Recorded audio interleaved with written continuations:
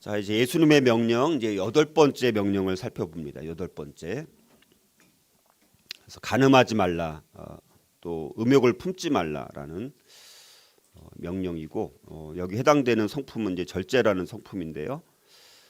자, 오늘날 우리가 사실은 너무나 악하고 이 불륜이 가득한 시대를 살아가고 있습니다. 그렇죠?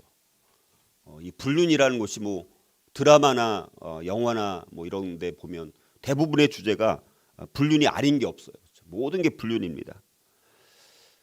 그리고 오히려 불륜을 조장해요. 또 그런 게 이 미디어가. 그래서 우리는 이 부도덕함에 너무나 사람들이 무신경해지고 또 간음을 그냥 오히려 정상적으로 여기면서 그렇게 살아가고 있는 사람들이, 그리고 해롭지 않다 뭐 이렇게 간주하는 그런 세상 가운데 살아가고 있습니다. 그래서 우리의 양심은 너무나 위험이나 끊임없는 악 영향에 대해서 모든 감각이 이렇게 둔해져 있는 무감각한 그런 세대 가운데 참 살아가고 있습니다. 얼마나 더 이 세대가 악해질지 우리가 참 너무나 우려스러운 그런 상황 가운데서 이 간음하지 말라라는 이 명령, 이거는 간음의 이 결과, 그러니까 비참한 결과, 이 간음하지 말라라는 명령은 간음의 이 비참한 결과를 강조하는 그런 명령입니다. 그래서 보통의 이성적인 사람이 자신의 오른쪽 눈을 뽑거나, 여러분들 그렇죠? 오른쪽 눈을 뽑거나 오른손을 자르려는 것은 생각할 수 없는 일이잖아요. 그래서 그런데 주님께서 말씀하시는 건 뭐냐면, 다른 이성과 간음을 범하는 것은 우리가 오른쪽 눈을 뽑거나 오른손을 자르는 것보다 더 상상조차 할 수 없는 일로 여겨야 된다라고 이걸 강조하는 거예요. 그러니까 우리는 막 여기서 오른쪽 눈을 뽑는다, 뭐 오른손을 뭐 자른다, 그것보다도 간음하는 것은 훨씬 더 심각한, 상상할 수 없는 그런 결과를 초래한다라는 이런 부분들을 아주 굉장한 경고성, 이 심각함을 말씀을 하는 것입니다. 자, 간음의 결말은 뭐냐? 간음의 결말은 뭘까? 간음은 결코 피해자가 없는 범죄가 아니라는 것입니다. 우리의 가족과 후손과 그리고 그리스도의 공동체를 포함해서 직접적으로 혹은 간접적으로 우리의 삶과 연관된 모든 사람에게 정신적으로, 감정적으로, 육체적으로, 재정적으로 영적인 영향을 미치는 결과를 낳는 것이 이 간음의 결말입니다. 그러니까 굉장히 이거 심각한 거예요. 근데 이 세대가 너무 가볍게 여기는 거잖아요. 간음이라는 걸 너무 가볍게 여긴다는 것입니다. 너무나 심각한 상황인 것을 오늘 강력한 경고의 말씀으로 우리가 이걸 들어야 돼요. 자, 그러면 이제 여기 오른쪽 눈, 오른쪽 눈이 의미하는 게 뭘까? 이거를 한번 우리가 생각을 해봐야 됩니다. 오른쪽 눈, 그리고 오른쪽 눈이 뭐냐, 오른손이 또 뭐냐, 이 두 가지를 우리가 잘 이해를 해야 합니다. 자, 오른쪽 눈의 의미는 뭐냐? 자, 먼저 이 간음하지 말라라는 명령은 문자적 이해라기보다는 우리가 조금 비유적으로 이해를 해야 되는데, 자, 만약에 예수님께서 사람들이 간음을 못하도록 하시려고 했다라면 한쪽 눈이 아니라 두 눈 모두 제거되어야 된다라고 가르쳤을 것이죠. 자, 그런데 사람은 눈이 없을지라도 마음으로 간음할 수 있습니다. 자, 그래서 그리스어로 오른쪽 덱시오스라는 말이 있는데, 이거는 오른쪽이라는 것은 받는다라는 의미를 갖고 있습니다. 받는다. 그래서 우리가 받아들인 손과 발이 향하는 이미지와 신호들은 눈이라는 문을 통해 드러나는 거예요. 그러니까 눈을 통해서 모든 게 시작이 되는 거예요. 우리가 손으로 행동을 하고 발로 움직이고 뭐 어떤 행동을 하더라도, 근데 처음에 뭘로부터 이게 시작되느냐? 눈으로부터 시작된다는 거예요.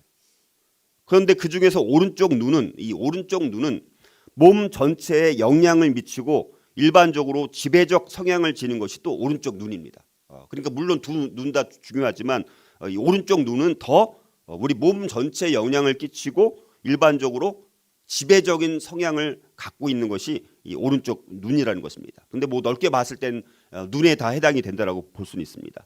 그래서 마태복음 6장 22절에서는 눈은 몸의 등불이라고 말씀을 합니다. 눈은 몸의 등불이다. 자, 그러니까 예수님의 말씀은 뭐냐? 눈의 위력과 그 중요성이 굉장히 강력하다라는 것을 말씀을 하고 또 이 눈은 주로 이제 문자적으로도 의미가 여러 가지 있을 수 있지만 비유적 의미로 이제 언급되는데 마태복음 7장 5절에 보면 외식하는 자여 먼저 내 눈 속에서 들보를 빼어라.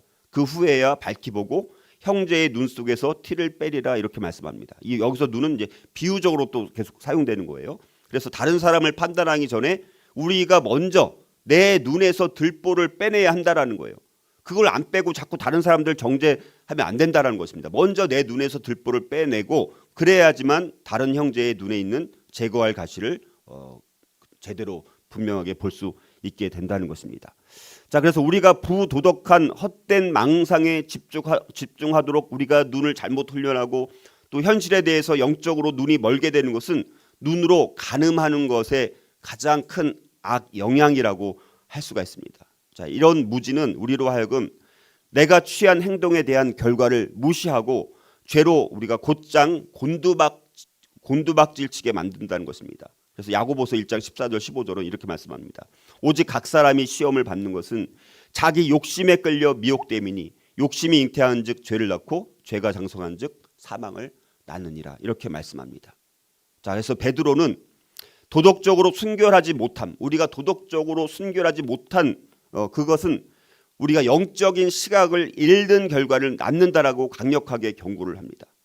그래서 믿음, 덕, 지식, 인내, 절제, 양선, 형제 우애, 사랑이 부족한 사람을 성경은 이렇게 말씀합니다. 베드로후서 1장 9절 보면 이런 것이 없는 자는 이렇게 믿음, 덕 이런 것이 없는 자는 맹인이라 멀리 보지 못하고 그의 옛 죄가 깨끗하게 된 것을 잊었느니라 이렇게 이제 말씀을 합니다.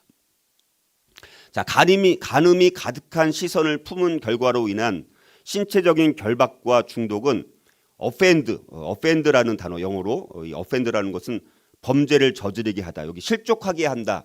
요게 영어로 말하면 offend라는 거예요. 범죄를 저지르게 한다. 근데 이 offend라는 것이 헬라어로 말하면 스칸달리조라고 합니다. 스칸달리조. 그러니까 우리가 스칸달론이라고 말할 수 있습니다. 여러분 영어로 스캔들 많이 들어봤죠? 스캔들 맨날 스캔들 있다고 하잖아요. 연예계 이런데 맨날 나오는 게 맨날 뉴스거리가 뭡니까? 스캔들의 스캔들. 그 스캔들 이게 바로 여기 실족하게 한다라는 그런 말입니다. 자, 그래서 이 스칸달론 우리가 말하는 스캔들이라는 것은 원래는 덫이라는 의미예요. 덫에 그러니까 그래서 실족하게 한다라는 것은 덫에 걸리는 거예요.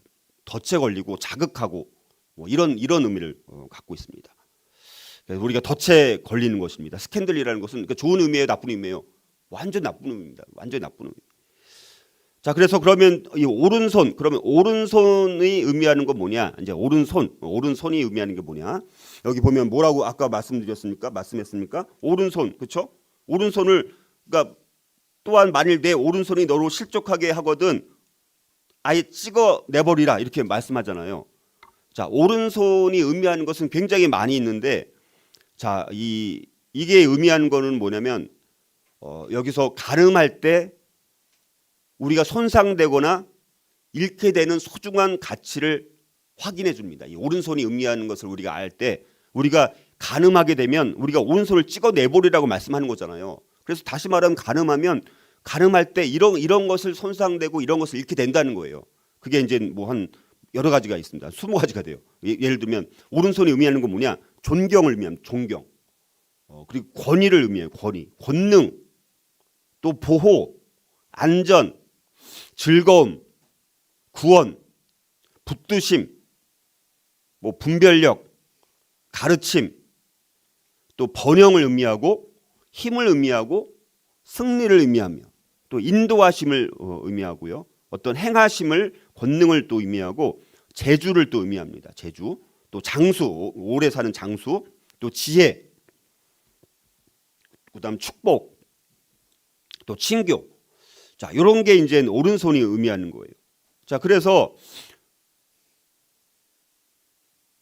자, 그러면 오른쪽 눈을 잃는다는 거 뭐냐? 오른쪽 눈을 잃는다는 거 뭐냐? 오른쪽 눈을 잃는다는 거 뭐냐? 오른쪽 눈을 잃는다는 것은 모욕을 의미합니다. 모욕. 그러니까 오른손을 잃거나 뭐 오른손을 잃는 걸 지금 말씀드린 20가지를 다 잃어버리는 거예요. 그러니까 우리가 간음이라는 것은 그렇게 심각한 거예요. 우리가 이 간음을 통해서 이렇게 20가지 지금 말씀드렸던 거를 잃을 뿐만 아니라 또 오른쪽 눈을 잃는다는 건 뭐냐? 이건 모욕을 의미합니다. 자, 이스라엘 민족이 그들의 인도자가 원래 하나님이잖아요. 근데 그 하나님을 거부했을 때 그리고 자기들이 뭘 원했습니까? 하나님이 통치하길 원하는 게 아니라 이제 누가 통치하기를 원했어요? 왕이 통치하기를 원하니까 이제 하나님께서 어떻게 합니까? 이웃 나라 암몬. 그래서 그들을 이스라엘 주위를 암몬 이 민족이 이방 민족이 둘러싸게 만드셨잖아요. 그래서 이 이스라엘 주민들이 항복하고 자신들의 목숨을 부지할 방법을 이제 이방 민족에게 물어보니까 이 암몬 그 나하스라는 인간이 이렇게 대답을 하잖아요. 사무엘상 11장 2절을 보면 내가 너희 오른 눈을 다 빼야 너희와 언약하리라. 내가 온 이스라엘을 이같이 모욕하리라. 이렇게 눈을 뺀다는 건 무슨 의미라고요? 모욕이라는 의미가 있습니다. 자, 그러면 이 오른쪽 눈, 그러면 그렇게 이 중요한 오른쪽 눈은 우리의 뭘 키우느냐? 오른쪽 눈은 우리의 뭘 키울까? 오른쪽 눈은 우리의 욕망을 키운다는 거예요. 우리의 욕망을 키우는 것입니다. 그래서 우리가 바라보는 것은 마음의 생각과 욕망에 영향을 끼치는 거예요. 우리가 그래서 보는 것이 중요해요. 보고 듣는 것이 중요합니다. 우리가 뭘 보고 뭘 듣느냐. 맨날 우리 드라마 보고 맨날 이런 거 막 보니까 그 보는 것이 우리 마음에 영향을 끼쳐요? 안 미쳐요? 우리 마음에 영향을 끼치고 거기에 지배를 받는 거예요. 알게 모르게 내가 그걸 나쁜 거라고 알고 보면서도 그 나쁜 걸 알면서도 그럼 보지 말아야지 아예. 근데도 그래도 재밌으니까 봐요 안 봐요? 보는 거예요. 근데 그 보는 것이 문제는 우리 마음의 생각과 욕망에 영향을 끼치게 되는 거예요. 그래서 그게 오래 남아요. 우리 잔상에 오래 남아요. 우리가 보는 것은 더 심각한 거예요. 그래서 아무거나 막 보면 안 되는데 우리가 너무 막 그냥 이 허용적으로 보고 막 드라마 또 뭐 그리고 뭐 불륜 또 뭐 막 폭력 막 이런 게 난무하니까 그런 것만 보고 자란 요즘 다음 세대가 어떻습니까? 그냥 자연스러운 거예요. 그런 거예요. 성적인 거나 뭐 이렇게 폭력적인 것에 다 노출되니까 심각해지는 것입니다. 지금. 그래서 이렇게 성경이 이렇게 경고를 하죠. 잠언 4장 23절. 모든 지킬 만한 것 중에 더욱 내 마음을 지키라. 생명의 근원이 이에서 남이니라 이렇게 이제 말씀하고 있고 잠언 23장 7절도 대적 그 마음의 생각이 어떠하면 그 위인도 그러한즉 그가 내게 먹고 마시라 할지라도 그의 마음은 너와 함께 하지 아니함이라 이렇게 말씀합니다. 우리가 또 포르노를 보는 사람은 하나님의 경고를 의도적으로 범하고 있는 거예요. 의도적으로 그건. 그래서 잠언 6장 25절 26절 내 마음에 그의 아름다움을 탐하지 말며 그 눈꺼풀에 홀리지 말라. 음료로 말미암아 사람이 한 조각 떡만 남게 됨이며 음란한 여인은 귀한 생명을 사냥함이라 이렇게 경고를 하고 있습니다. 여러분들 여자를 우리가 이건 꼭 우리 남자에게만 해당되는 게 아니에요. 물론 근데 남자에게 좀 더 강력하게 이제 그런 유혹이 더 많으니까 자, 여자를 음란하게 볼 수도 있고 또 이런 행위는 그들 자신뿐만 아니라 누구에게도 해가 되지 않는다라고 생각하는 사람들에게 예수님께서 말씀하시기를 남자가 음욕을 품고 여자를 바라본다면 이미 그 마음으로 부도덕한 관계를 맺는 죄를 범한 것이다라고 강력히 경고하시는 거예요. 그래서 마태복음 5장 28절 나는 너희에게 이르노니 음욕을 품고 여자를 보는 자마다 마음에 이미 간음하였느니라 이렇게 말씀합니다. 자, 물론 이 말씀이 여자를 보고 절대로 완전히 뭐 한 점도 음욕을 품어서는 안 된다라는 그런 명령까지는 아닙니다. 이거는 자연적으로 그렇게 생각이 들 수는 있어요. 근데 그거를 문제는 그때 우리가 어떻게 하느냐? 예수님께서 강조하는 말씀은 뭐냐? 우리가 자주 범하는 현실을 진단하는 거예요. 뭐냐? 음욕은 계속 묵상하고 있는 것을 말하는 거예요. 음욕이라는 건 뭐냐? 물론 우리가 그냥 우연히 쳐다봤는데 너무 그냥 아름다운 어떤 게 뭐 있어가지고 아름다운 게 아니라 좀 뭐 그런 게 있어가지고 그냥 어쩔 수 없이 그냥 쳐다볼 수도 있잖아요. 그렇죠? 그것조차 막을 수는 없잖아요. 우리 살다 보면. 근데 음욕이라는 거 뭐냐? 근데 그런 거 문제는 뭐냐? 보면 자꾸 그게 생각나게 되는 게 문제고. 그래서 음욕이라는 거 뭐냐면 계속 묵상하는 거예요. 계속 묵상하는 거예요. 그래서 여기서 말씀하는 것은 육체적인 가늠은 당연히 경고를 하는 말씀이지만 마음의 가늠까지도 우리에게 이 말씀을 하시는 것입니다. 음욕을 품고 여자를 본다는 것은 이미 마음으로 이미 간음을 하고 있다라는 것을 말씀을 하는 거예요. 그리고 이미 예수님 시대에 간음하지 말라라는 명령은 다 이미 있었습니다. 그건 다 알고 있는. 지금도 간음하지 말라라고 하면 인정은 하지만 근데 인정도 안 하죠. 요즘은 인정조차 안 하지. 그것조차도 문제는 이미 그런 명령은 이미 있었습니다. 간음하지 말라. 근데 문제는 그게 지켜지지 않았다는 거예요. 그래서 마음에 간음이 있으면 마음으로 시작이 되는 거잖아요. 우리 마음을 무릇 지킬 만한 것 중에 뭐를 지키라고요? 마음을 지켜야 되잖아요. 근데 마음에 이미 간음이 있으면 어떻게 합니까? 그걸 실제적인 육체적 간음으로 실천으로 옮길 수 있는 것이 우리의 본능이고 우리 인간의 경향성이라는 거예요. 문제는 마음으로부터 간음이 있다라면 그거는 실제 행동으로 옮길 가능성이 경향성이 매우 농후해진다라는 것입니다. 그래서 잠언 6장 32절 33절을 보면 여인과 간음하는 자는 무지한 자라 이것을 행하는 자는 자기의 영혼을 망하게 하며 상함과 능욕을 받고 부끄러움을 씻을 수 없게 되나니 이렇게 말씀합니다. 자, 이렇게 심각한 거라는 거예요. 이 간음이라는 것이 육체적인 간음은 당연한 거고 마음의 간음까지도. 그러니까 그 다음에 그거를 심각성을 말하고 어떻게 하라고 명령이 나옵니까? 내 오른손을 아예 빼어버리라 이렇게 말씀을 하고 있는 거예요. 오른손을 아예 빼어버리라. 이건 무슨 말입니까? 원인을 제거하라는 거예요. 원인을 제거하라는 거예요. 중요한 것은 원인을 제거하라는 거예요. 단호하게 음욕을 끼칠 수 있는 원인을 제거하라는 것을 우리에게 말씀을 하고 있는 것입니다. 그러니까 먼저 이 심각성을 우리가 인식하는 게 굉장히 중요합니다.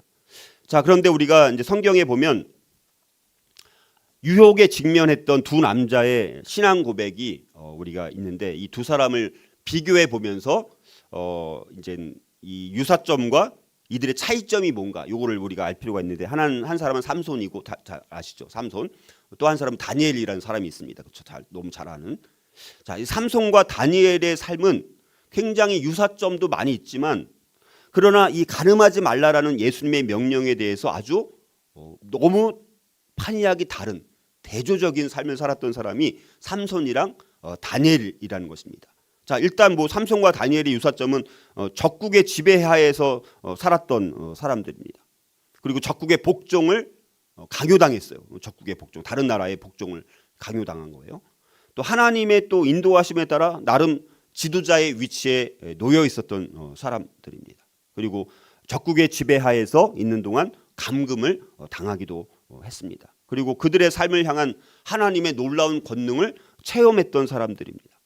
또 하나님을 기준으로 삼음으로 인해서 또 강건해지기도 했던 그런 사람들입니다. 그리고 이 오늘 간음하지 말라라는 예수님의 명령과 관련해서는 이 두 사람은 또 자기 신체의 일부를 잃었던 사람이죠. 그렇죠? 삼손은 뭐를 잃었습니까? 눈이 뽑혔잖아요. 눈을 잃었어요. 다니엘은 바벨론으로 포로로 끌려가 가지고 이제 거기 약간 내관이라고 하잖아요. 환관이라고 하잖아요. 우리나라 옛날 내관, 내시 이런 게 있잖아요. 거세당한 경우. 자, 그러면서도 엄청난 이제 높은 자리에서 쓰임 받았던 사람. 그렇지만 둘 다 공통점이 신체 일부를 잃어버렸던 사람들이다. 자, 이거는 공통점이라고 한다면 이제 중요한 것은 차이점이에요. 차이점이 이제 강력히 중요합니다. 그래서 삼손은 그래서 자기의 생명을 잃게 되고요. 다니엘은 생명을 또 보존하게 되면서 굉장히 몇 가지 아주 대조적인 요소가 있는데, 자, 삼손은 먼저 결혼에 대해서 하나님의 법을 거역합니다. 그래서 이방 여인으로 인해서 하나님이 주신 초자연적인 능력을 잃게 되어지고 두 눈이 뽑히는 참 비참한 그런 결과를 초래하게 됐죠. 자, 그러나 이 반면에 다니엘은 자기의 목숨을 잃을지라도 하나님의 법을 따르기로 작정했던 사람입니다. 자, 그랬더니 하나님이 결국은 존귀와 초자연적인 영적 비전으로 오히려 다니엘을 영화롭게 만드셨죠. 우리 하나님께서. 자, 또 삼손은 이 한 아름다운 눈에 보기에 좋은 한 아름다운 여인에게 시선과 마음이 빼앗겨 버리고 말았습니다. 마음에 드는 여인을 보자마자 부모님께 아내로 삼게 해달라고 막 그렇게 쫄랐죠. 자, 그러나 이 다니엘은 그의 시선과 마음을 하나님과 영적인 것들에 두었다는 것이죠. 그래서 매일 3번 하나님께 무릎 꿇고 하나님 앞에 기도드립니다. 왕의 꿈을 해석하는 시험을 만났을 때 또 다니엘은 하나님께 해석을 구해서 그거를 또 얻어내는 정말 위대한 영적 지도자로 쓰임을 받게 되어지죠. 삼손은 또 어린 시절 교훈을 따르는 것을 거부했습니다. 부모님께 그래서 슬픔을 드렸습니다. 그리고 하나님의 사람들에게 부끄러움을 안기고 말았습니다. 그러나 다니엘은 어린 시절의 교훈을 굉장히 귀하게 여겼고 그래서 나중에 하나님과 사람들에게 기쁨과 영광을 드렸습니다. 삼손은 자신의 눈을 절제하지 못해서 몸 전체가 적들의 노예가 되어서 감옥에서 노역을 하게 되었습니다. 그러나 다니엘은 육체 욕구를 절제했고 하나님은 더 큰 영광을 드러내시려고 사자들의 입에서 다니엘을 구원해 주셨습니다. 자, 삼손은 하나님이 주신 힘을 적들을 죽이는 데 또 사용했다면 다니엘은 하나님이 주신 지혜를 적들을 또 섬기는 데 사용했다는 것이죠. 또 삼손은 하나님이 그의 부모님께 주신 규범과 금하신 제약을 지키지 못했다라면 다니엘은 하나님과 그분의 길을 순종하기 위해서 정한 약속을 온전히 준행했던 삶을 살았습니다. 자, 삼손이 자신의 머리카락이 힘의 근원이라는 것을 그 들릴라에게 밝혔을 때 이 들릴라는 그의 머리카락을 자르고 적들은 밧줄로 삼손을 묶은 후에 그의 2눈을 뽑아가지고 감옥에 가두었죠. 자, 눈을 빼앗다. 사사기 16장 20절 눈을 뺐습니다. 그런데 고대 근동 지역에서 승리자가 패한 자에게 이렇게 잔인한 눈을 빼는 형벌을 내리는 것이 그 당시 관례였다고 합니다. 그래서 여러분 남유다의 마지막 왕이 누굽니까? 시드기야 왕입니다. 시드기야도 느부갓네살 왕에게 잡혔을 때 2눈을 뽑히우고 바벨론의 포로로 잡혀갔었습니다. 자, 평생 하나님께서 주신 소명에는 아랑곳하지 않고 오직 자기 눈에 보기 좋은 대로 하고 살았던 이 삼손은 눈을 잃고 맙니다. 더 이상 눈을 잃으니까 어떻게 합니까? 자기 눈에 보기 좋은 대로 하면서 살 수 없게 된 거예요. 그리고 무거운 맷돌을 돌리게 했습니다. 삼손이 당한 이런 형벌은 그가 눈으로 여인을 봄으로 죄악에 빠졌던 그 결과로 인해서 이렇게 엄청난 형벌을 받게 됐다는 것입니다. 자, 이런 결과를 성경에서 뿌린 대로 거둔다라는 그 성경의 말씀이 그대로 이루어진 거가 바로 삼손이 심은 대로 거두는 그 추수의 법칙을 그대로 보여주는 그런 삶을 살았던 게 바로 삼손입니다. 너무 안타깝죠? 엄청난 능력을 갖고 있으면서도 그거를 막 헛되게 사용하고, 그렇죠? 눈이 이렇게 이방 여인에게 마음을 빼앗겨가지고 실패하고, 물론 마지막에 다시 한번 마지막으로 이제 거기서 이제 힘을 발휘해갖고 많은 사람들 또 죽이긴 하지만 뭐 그게 무슨 하나님한테 얼마나 큰 영광이 돌려졌는지는 우리가 알 수가 없죠. 참 비참하게 살았던 삼손. 그래서 우리가 눈을 관리하지 못하면 이런 비참한 결과를 가져올 수 있다는 것을 보여주고, 반면에 다니엘은 바벨론의 포로로 잡혀가서 그 왕의 궁정을 섬기도록 훈련을 받은, 물론 내관으로 그렇게 이제 쓰임 받았지만 이 내관이 된 이들은 여자와 육체적인 관계를 가질 수 없었습니다. 그럼에도 눈으로는 얼마든지 가늠할 수 있었다는 것이죠. 자, 그래서 신체 중 가장 중요한 부분을 잃게 된 것에 대해서 다니엘은 억울해하면서 하나님을 왜 저에게 이렇게 내관이 되도록 저를 거세시켜 가지고 하나님을 원망할 수도 있었지만, 그러나 다니엘은 하나님을 원망하는 것이 아니라 자신의 잘못과 오히려 조상의 죄를 하나님 앞에 고백하는 위대한 중보 기도를 올려드렸던 다니엘. 하나님의 도움을 구하는 것에 자신의 마음을 두었고 주위에 있는 사람들을 섬기는 것에 자기의 삶을 헌신하면서 살아갔습니다.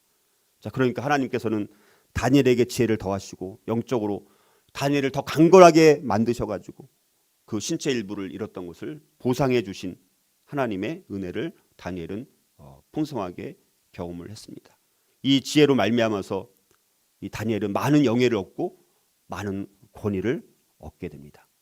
자, 그래서 예수님께서 강조하신 말씀, 만일 내 오른 눈이 너로 실족하게 하거든 빼어내버리라, 이렇게 강력하게 말씀을 하는 것입니다. 바울도 땅에 있는 지체를 죽이라, 우리에게 이렇게 땅에 있는 지체를 죽이라 이렇게 말씀합니다. 그래서 우리가 정말 죄에 대해서 우리가 죽은 사람이라면 간음의 유혹 앞에서도 우리가 죽은 자 같이 반응하는 것이 필요하다라고 말씀합니다. 그래서 로마서 6장 2절 11절에 보면 그럴 수 없느니라 죄에 대하여 죽은 우리가 어찌 그 가운데 더 살리요 이와 같이 너희도 너희 자신을 죄에 대하여는 죽은 자요 그리스도 예수 안에서 하나님께 대하여는 살아있는 자로 여길지어다라고 말씀을 합니다. 자, 그러면 우리가 오늘 어떻게 그러면 우리의 눈이 가늠하지 않도록 할 수 있냐? 그럼 어떻게 우리의 눈이 가늠하지 않도록 할 수 있을까? 네 가지를 말씀을 드리고 또 구체적인 사례는 다음 주에 제가 한 번 더 설명을 해야 될 것 같습니다.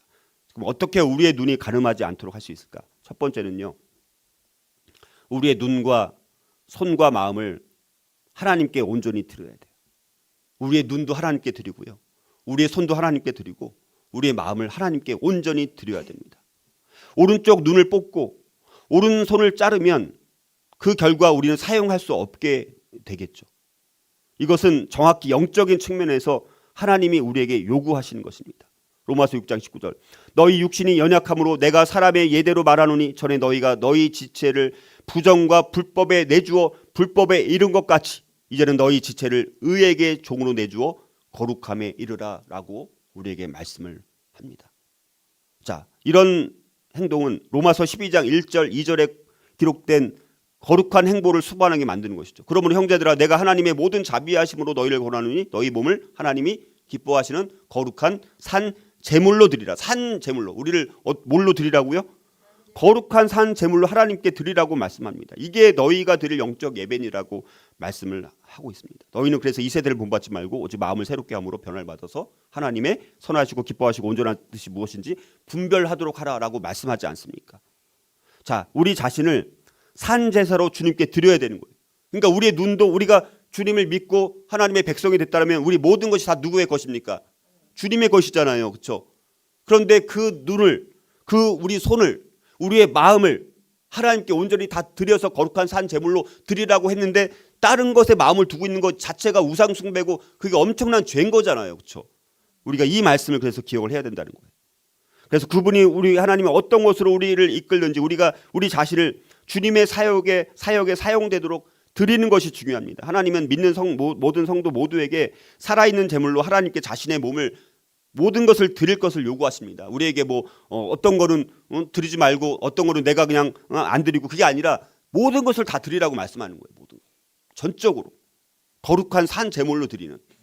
자, 이런 우리 삶이 돼야지만 이런 이 눈이 가늠하지 않도록 우리가 그런 결단이 우리 가운데 필요하다라는 삶. 우리가 이걸 쉽게 가볍게 여기서는 안 되는 말씀입니다. 두 번째는 우리의 눈과 약속을 해야 돼요. 우리의 눈과 약속을 해야 합니다. 욥은 그가 살았던 당시 가장 온전하고 의로운 사람이었습니다. 심지어 하나님께서 사탄한테 욥의 덕의 성품을 막 자랑까지 하셨습니다. 욥기 2장 3절에 보면 여호와께서 사탄에게 이르시되 너가 사탄한테 너가 내 종 욥을 주의하여 보았느냐? 그와 같이 온전하고 정직하여 하나님을 경외하며 악에서 떠난 자가 세상에 없느니라. 이렇게 사탄한테 하나님이 욥을 자랑할 만큼의 온전하고 의로운 삶을 살았던 욥. 그럼 그 욥의 비밀이 무엇일까? 어떻게 하나님께서 욥을 이렇게 자랑할 수 있었을까? 그 비밀의 해답은 욥기 31장 1절에 보면 욥이 말하기를 내가 내 눈과 약속하였느니 내가 내 눈과 약속하였나니 어찌 처녀에게 주목하랴. 자, 이런 말씀이 있다라는 것입니다. 욥은 자신의 눈을 하나님이 보도록 하신 것을 보도록만 그렇게 훈련받았던 사람이라는 것입니다. 자, 그래서 우리가 이성을 바라볼 때 우리는 하나님의 눈으로 바라봐야 합니다. 하나님은 우리가 보는 이성을 창조하셨기 때문에 그들을 사랑하십니다. 하나님은 그들의 삶 속에서 그들의 삶을 통해서 영광 받으시기를 원하십니다. 우리가 그런 눈으로 이성을 바라봐야 된다. 그래서 우리의 눈과 약속을 할 필요가 있다라는 것입니다. 자, 그리고 또 세 번째로는 솔로몬의 훈계, 이거를 우리가 귀담아 들어야 됩니다. 음란한 여인과 악한 자를 아예 어떻게 하라고? 멀리해야 됩니다. 아예 멀리해야 됩니다. 잠언 2장 11절 15절. 근신이 너를 지키며 명철이 너를 보호하여 악한 자의 길과 패역을 말하는 자에게서 건져내리라. 이 무리는 정직한 길을 떠나 어두운 길로 행하며 행악하기를 기뻐하며 악인의 패역을 즐거워하나니 그 길은 구부러지고 그 행위는 패역하리라. 잠언 6장 25절 26절. 내 마음에 그의 아름다움을 탐하지 말며 그 아까 말씀드렸던 것처럼 눈꺼풀에 홀리지 말라.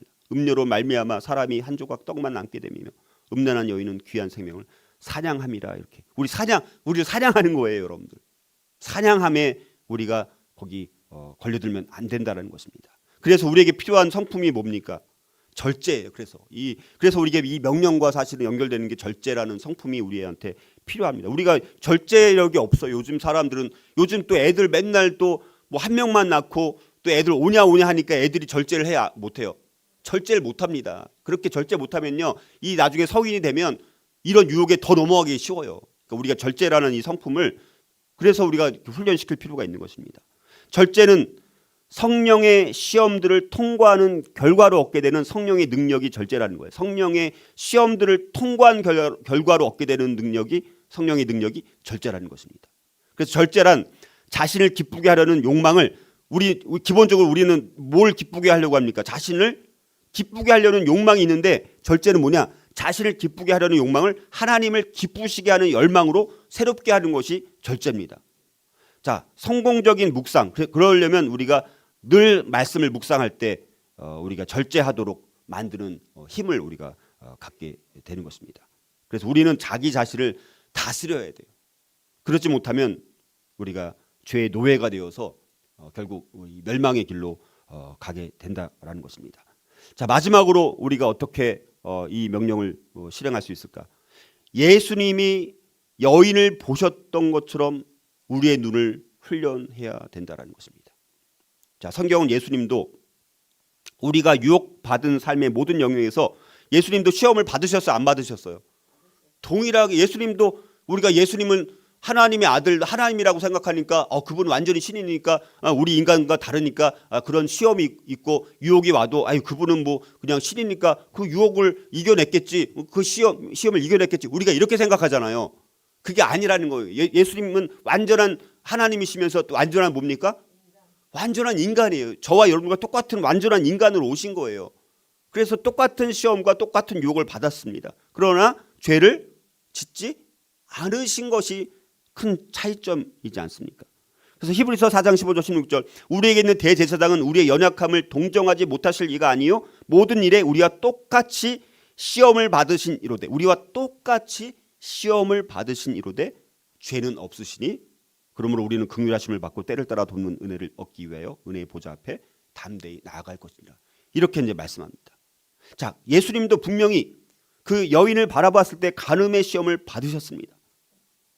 그런데 예수님은 과연 뭘 보려고 했는지, 무엇을 보았는지, 우리가 이 부분은 다음 주에 우리가 예를 들어서 우리 간음하지 말라 이 부분들을 가지고 예수님은 어떤 눈으로 여인을 봤을까, 이 부분을 좀 구체적으로 살펴보면서 우리가 어떤 눈을 가져야 되는지 다음 주에 한번 더 살펴보면서 오늘은 이렇게 해서 우리가 가늠하지 않기 위해서 4가지 적용점을 말씀드렸고, 그래서 오늘 저와 함께 우리 항상 우리 다짐을 한번 해보겠습니다. 도덕적 순결함에 대해서 우리가 이 도덕적 순결, 요즘 완전히 이 가늠과 뭐 도덕적 순결함 완전히 뭐 이게 뭐 없어진 시대 아닙니까? 근데 우리 교회 공동체는 거룩한 신부로서의 공동체 아닙니까? 주님의 재림을 맞이할 때 우리가 순결한 신부로서 맞이해야 되잖아요, 그렇죠?